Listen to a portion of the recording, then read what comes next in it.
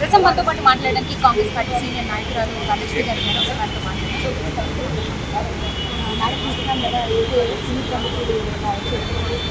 అల్లు అర్జున్ గారి శిక్షణ ఏదైతే జరిగిందో అనుకోకుండా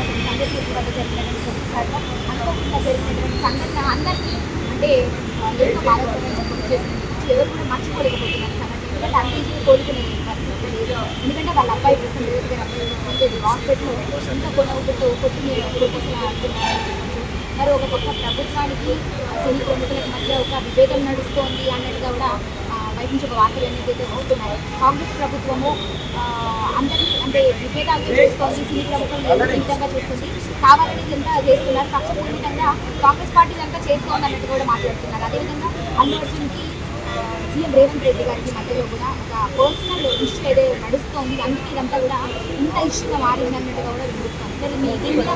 ఈ ఇష్యూ మీద మీ అభిప్రాయం ఏంటంటే మీరు ఏం చెప్పచ్చు?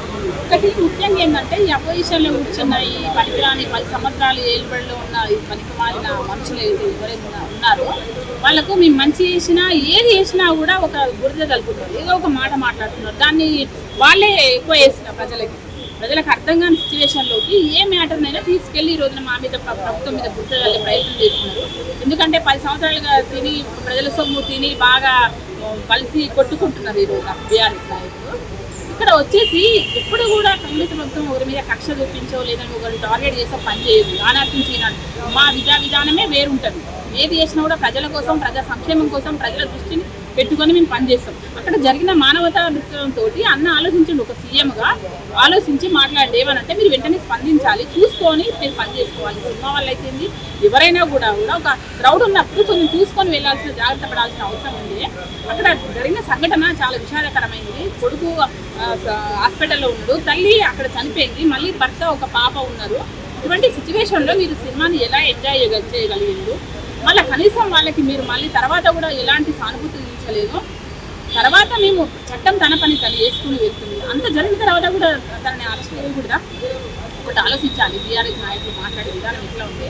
తను నేషనల్ అవార్డు తీసుకున్నాడు, ఎట్లా అరెస్ట్ చేస్తారంటే అసలు మీకు బుద్ధి జ్ఞానం ఉన్నదా? ఒక మహిళ చనిపోవడానికి కారణం ఎవరున్నా కూడా అల్లు అర్జుననే కాదు, అల్లు అర్జుననే మనం తీసుకోకూడదు. ఎవరున్నా కూడా ఆ చట్టం తన పని తను చేయాల్సిందే కదా. చేసింది తను, చట్టం తన పని చేసినప్పుడు అది అనవసరంగా ప్రభుత్వం మీద ఎందుకు వెళ్తున్నారు? సీఎం గారు సపరేట్గా తీసుకోవాల్సిన అవసరం ఏంటి? వాళ్ళు చేసిండ్రు, అక్కడ జరిగింది, అది ప్రజలు చూసిళ్ళు, జరిగిన దానికి బాధ్యులు వీళ్ళు కాబట్టి చట్టం తన పని చేసుకుంది. దీని మీద ప్రభుత్వం మీద సీఎం మీద బుద్ధ తల్లుకుంటా ఇష్టం ఉన్నట్టు మాట్లాడితే అది వాళ్ళకే చెడు, వాళ్ళకే నష్టము, వాళ్ళకే తిరిగి ప్రజలు బుద్ధి చెప్తారు. ఒకటి ఏంటంటే అల్లు అర్జున్ గారి స్పందన ఎలా ఉందంటే ఆ రోజు కావచ్చు, నిన్న కావచ్చు, 2 సార్లు ప్రెస్ మీట్ పెట్టినప్పుడు కూడా తనకు సంబంధం లేనట్టుగా, తను ఏదో సగం ప్రాంతిలో ఉన్నట్టుగా, సగం ఉన్నా జరిగింది నేను చూసుకోలేదని అంటే అబద్ధాలు మాట్లాడుకుంటూ వచ్చింది. అది కరెక్ట్ కాదు కదా. నువ్వు రియల్ హీరోవా లేదంటే నువ్వు ఓన్లీ మేకప్ వేసుకున్న హీరోవా అనేది నువ్వే ఆలోచించాలి. సగం మాట్లాడుతున్నా, సగం మైండ్ ఉంది నాకనంటే నువ్వు రియల్ హీరోవా లేదంటే సగం మేకప్ వరకే నువ్వు హీరోవా అనేది నువ్వు తెలుసుకోవాలి. నువ్వు సినిమాలు తీస్తున్నావు కాబట్టి నువ్వు సమాజానికి ఒక ఏదో అందించాలని నీకు కోరిక ఉంది. తెలంగాణ రాష్ట్రం నుంచి తెలుగు రాష్ట్రాల తెలుగు ఇండస్ట్రీని ప్రపంచం లెవెల్లో తీసుకెళ్లాలన్న ఆలోచన ఉన్న, విధానం ఉన్న అని మాట్లాడినావు కదా. నువ్వు ఫస్ట్ నువ్వు హీరోవా లేదా సగం మేకప్ వరకే నువ్వు హీరో అనేది నువ్వు క్లారిటీ తెచ్చుకోవాలి కదా. నువ్వు మేకప్ వరకే హీరో అనేసి అర్థమైపోయింది. ఎందుకంటే తల్లి చనిపోయిన పిల్లల్ని నువ్వు పరామర్శించలేదు, వాళ్ళకి ఎలాంటి నువ్వు సహాయం అందించలేదు. ఇవాళ ప్రభుత్వం మీద అపోజిషన్ వాళ్ళు మాట్లాడే వాళ్ళకు వాళ్ళు కలిసి డ్రామా ఆడి వాళ్ళ ప్రభుత్వం మీద వేస్తే మాకేం కాదు. నువ్వు చేసిన తప్పులే ఈరోజు సమాజం చూస్తుంది. నువ్వు ఆ రోజు పోలీసులు వచ్చి అరెస్ట్ చేసినప్పుడు కూడా భార్యతోటి టాటా చేసుకుంటా, బాయ్ చెప్పుకుంటా, కాఫీ తాగుకుంటా, అది ఎంత అలా ఉండడానికి కనీసం విషాదమైన వ్యక్తీకరించాలి, బాధనన్న పడాలి. నిన్న ప్రెస్ మీట్ పెట్టినప్పుడు కూడా అలానే మాట్లాడుతున్నా, తప్పేం లేదు, నీ సినిమా చూడలేదు, నేను వెళ్ళిపోయిన నా భార్య తీసుకున్నాను. పోలీసు వాళ్ళు వచ్చి అన్ని విజువల్స్ అన్నీ నిన్న కళ్ళ కట్టడం చూసినాం కదా. నిన్న అబద్ధాలు ఎందుకు మాట్లాడుతున్నాడు అంటే అబద్ధాల సినిమాలు తీసినప్పుడు ప్రజల లోపల కూడా అబద్ధాలు మాట్లాడాలా? ఇక్కడ రియల్ అనేది లేదా? రియల్ లైఫ్ ప్రజల్లో బ్రతకట్లేదా? సినిమా వారికి అబద్ధ బతుకు బతుకుంటే ప్రజలు కూడా అలానే బ్రతుకుతారని అనుకుంటున్నారా? తప్పు. వాళ్ళ సినిమా ఇండస్ట్రీ కావచ్చు అని చెప్పేది ఒకటే, మీరు ఒక విధివృత్తంగా ఎంచుకొని సినిమాలు తీయండి, మంచి సందేశాన్ని ప్రజలకు అందించండి. తెలంగాణ రాష్ట్రం కావచ్చు, దేశ పౌరులకు కావచ్చు, మీరు సందేశమాత్మకమైన సినిమాల నుంచి ఒక రోల్ మోడల్గా మీరు నిలబడ తప్ప సినిమా వాళ్ళని ఏం చేసిన గంటే అంటే చాలా కష్టం. అదేవిధంగా ఒక సినీ ప్రముఖుల నుంచే కాదు, జనాల నుంచి కావచ్చు, అదేవిధంగా ఒక ప్రశ్న అనేది తలెత్తుతున్నటువంటి పరిస్థితి. ఏదైతే బీజేపీ నాయకులు కావచ్చు, టీఆర్ఎస్ నాయకులు కావచ్చు, వీళ్ళందరూ కూడా ఒకటే ప్రశ్నిస్తున్నారు. పాలిటిక్స్ డైవర్షన్ చేస్తున్నారు కాంగ్రెస్ నాయకులు కూడా మాట్లాడుతున్నారు. ఎందుకంటే రైతు బంధు, రైతు భరోసా ఏదైతే ఉందో అది ఇప్పుడు ప్రజలకి ఏ సమాధానం చెప్పాలి, సంవత్సరం అవుతుంది కాంగ్రెస్ పార్టీ ఏర్పడి, అయినప్పటికీ ఏం సమాధానం చెప్పాలో తెలియక ఇప్పుడు ఇది ఒక సినీ ఇండస్ట్రీని దీంట్లోకి లాగుతూ పొలిటికల్ డైవర్షన్ చేస్తున్నారు అంటూ కూడా ఈరోజు మాట్లాడుతున్నారు, ప్రశ్నిస్తున్నారు. మరి దీనికి మీ సమాధానం ఏంటి? ఇది ఒకటి ఏంటంటే పాలిటిక్స్ ను డైవర్షన్ పాలసీ తీసుకెళ్లేది కేటీఆర్. అప్పటి నుంచి ఇప్పటి వరకు కూడా పాలిటిక్స్ నే వాళ్ళు వాడుకున్నారు, డైవర్షన్ లానే వెళ్ళిండు. వాళ్ళు ఎప్పుడు నిజాయితీగా పరిపాలించలే 10 ఏళ్ళు. మొదటి నుంచి తెలంగాణ ఉద్యమంలో కూడా అటువంటి పాలిటిక్స్ చేసిళ్ళు, అలానే వాళ్ళు అధికారంలోకి వచ్చిళ్ళు, అలాగనే అధికారం చెలాయించిళ్ళు. ఇప్పుడు కూడా అలాగనే చేస్తున్నారు. వాళ్ళు మార్పు లేదు, వాళ్ళకి శిక్షలు ఖచ్చితంగా పడుతున్నాయి. మాకు పాలిటిక్స్ ని డైవర్ట్ చేయాల్సిన అవసరం లేదు కదా. మేము ఏమైనా జాతీయ పార్టీ ఎన్ని సంవత్సరాలు కేంద్రంలో కానీ రాష్ట్రంలో కానీ అధికారంలో ఉన్నది కాంగ్రెస్ పార్టీ, మాకెందుకు డైవర్స్ పాలిటిక్స్ వస్తాయి? మేము ఇచ్చిన వాగ్దానాలు ఉన్నాయి, ఖచ్చితంగా ఇచ్చిన వాగ్దానాలు ఖచ్చితంగా నెరవేరుస్తాం. వాటికి సమాధానం ఇచ్చే బాధ్యత మాకు శక్తి అది ఉంది. ఎందుకంటే మేము ఈ రోజున రైతు బంధు, రైతు భరోసా అనేది నువ్వు రైతు భరోసా ఇచ్చిన ఎవరికి ఇచ్చినావు అనేసి మేము అడుగుతున్నాం. గల్లా బట్టి అడుగుతున్నాం. మీరు కేసీఆర్ని అరుస్తాం, మీరు ఎవరికి ఇచ్చిల్లురా? మీరు రైతు భరోసా ఎవరికి ఇచ్చిళ్ళు? ఏ కొండలకో గుట్టలకో ఉన్నోడికి ధనవంతుడికి 100 ఎకరాలు 200 ఎకరాలు, ఎమ్మెల్యేలకు ఎంపీలకు వివిధ ఉద్యోగస్తులకు కోట్ల లక్షల ఉద్యోగాలు ఉన్న వాళ్ళకు మీరు రైతు బంధు ఇచ్చేసి మేము రైతు రుణమాఫీ అనేది పేదవాడు 1,02 లక్షల రుణమాఫీ చేస్తే దాన్ని మీరు ఏది చక్రవడ్డీలతోటి వసూలు చేసి రైతు భరోసా కింద దాన్ని ఇచ్చింది. గొప్పలకే ఇచ్చింది. అక్కడ వీళ్ళకి వచ్చింది 5,000 6,000 ఎకరం 2 ఎకరాలు ఉన్న వాళ్ళకి రైతు రుణమాఫీ చక్రవడ్డీ వాళ్ళు చెల్లించి పాపం రైతు భరోసా కింద 6,000 ఇస్తున్నారు. ఇది ఎక్కడ నీతి? ఇది ఎక్కడ? ఇది ప్రజా సంక్షేమం కానే కాదు, ప్రజల అభివృద్ధి కానే కాదు. ఇది మేము ఇచ్చేది ప్రజల కోసం, ప్రజల సంక్షేమం కోసం, ప్రజల అభివృద్ధి కోసం. రాబోయే తరాల కాన తెలంగాణ రాష్ట్రాన్ని అంటే ఒక మంచి రాష్ట్రంగా అందించాలనేదే మా కాంగ్రెస్ పార్టీ యొక్క మా సీఎం రేవంత్ రెడ్డి గారి ఆశయం. ఇక్కడ మేము రైతు రుణమాఫీ చేస్తున్నామంటే రైతులకు అది ఒక చిన్న కారు రైతు తను 1,02 లక్షల రుణం చేసినప్పుడు దాని మీద చెల్లించలేక దానికి చక్రవడ్డీలు కడుతుంటే అతను ఎట్లా బాగుపడతాడు? వచ్చినంత దాని కిందకే పోతుంది.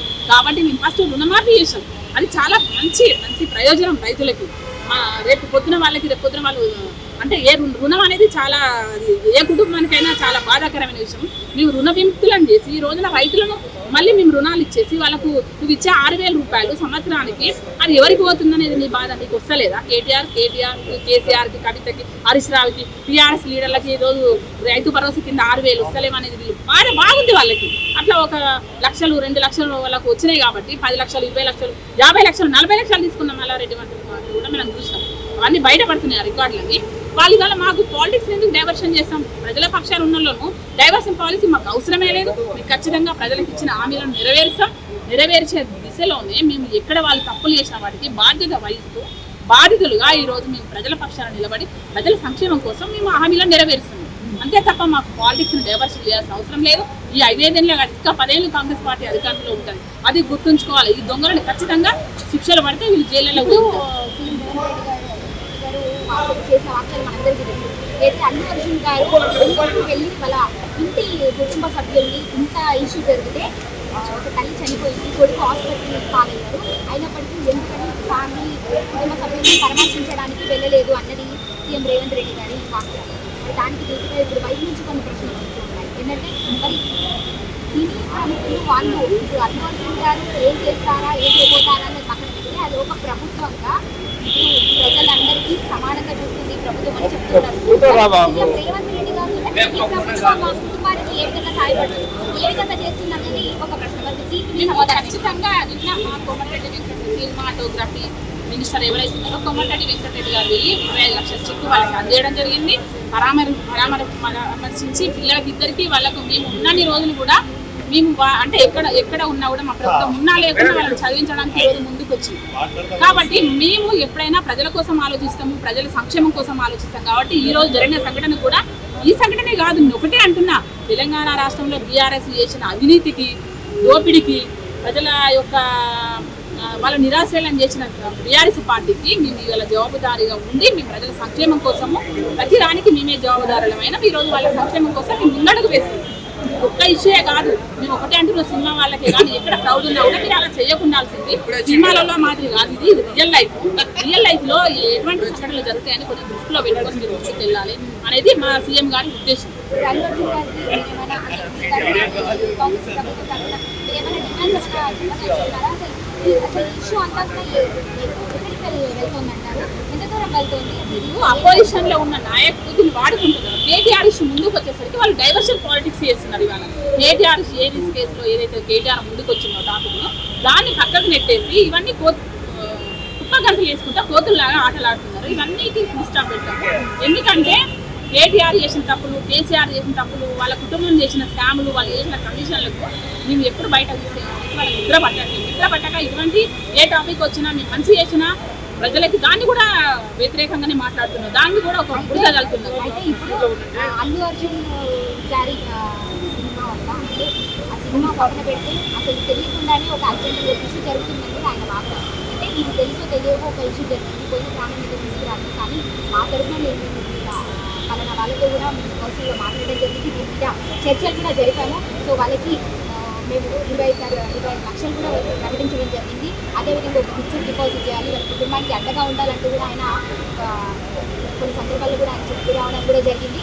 అయితే ఇదంతా కూడా పక్కనిస్తే మీరు మీ ప్రభుత్వం తరఫు నుంచి, ఎందుకంటే మీది కూడా బాధ్యత ఉంది కాబట్టి మీ ప్రభుత్వం తరఫు నుంచి వాళ్ళ కుటుంబానికి ఏ విధంగా సహాయపడుతున్నారు, ఏం చేయబోతారని మీ ఆలోచన?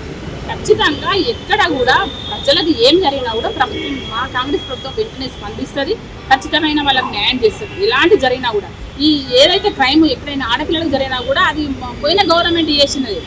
నేను ఇక్కడ ఒకటి ఏమంటే ఈ సినిమా వల్ల కూడా ప్రజలు కొంచెం వస్తుంది. వాళ్ళు చేసే సినిమా ఏదైతే సినిమాలు చేస్తున్నారో దానివల్ల యువత పాడైపోతుంది.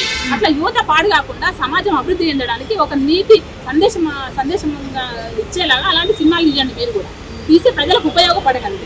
ఈ రోజున ఏదైతే వాళ్ళు అంటే సానుభూతించకుండా బాధపడకుండా మేము ఇది ఇస్తాము అది ఇస్తాము అంటే అది కానిముచ్చట. కొంచెము మానవతా దృక్పథంతో ఆలోచించాలి, మీరు ముందడుగు వేయాలి, అలాంటి వెంటనే స్పందించాలి, వెళ్ళాలి. ఇవన్నీ ఏం చేయకుండా సినిమా వాళ్ళు ఒక్కరు కూడా వెళ్ళలేదు. మీరు చూసిల్లు కదా, ఇక్కడ చనిపోయిన మహిళ దగ్గర కావచ్చు, బెడ్ మీద ఉన్న పాప దగ్గర బాబు దగ్గర కావచ్చు, ఒక్కరు కూడా వెళ్ళిన సంఘటన మనం చూడలేదు. ఈరోజు అదే అల్లు అర్జున్ దగ్గరికి దారి కట్టేసింది. జైలు నుంచి ఒక నైట్ ఉండి వచ్చేసరికి దారి కట్టేది వాళ్ళు. అది కరెక్ట్ కాదనేసి సో చూస్తున్నారు కదా, కాంగ్రెస్ ప్రభుత్వం అందరికీ కూడా తగిన న్యాయం చేస్తుంది అని చూస్తున్నది ప్రభుత్వం. అయితే సినిమా వాళ్ళు ఎంతవరకు చేస్తారనే పక్కన పెడితే మా తరపు నుంచి కూడా మేము ఖచ్చితంగా న్యాయం చేకూరుతాము వాళ్ళ కుటుంబానికి అని కూడా చెప్తున్నారు.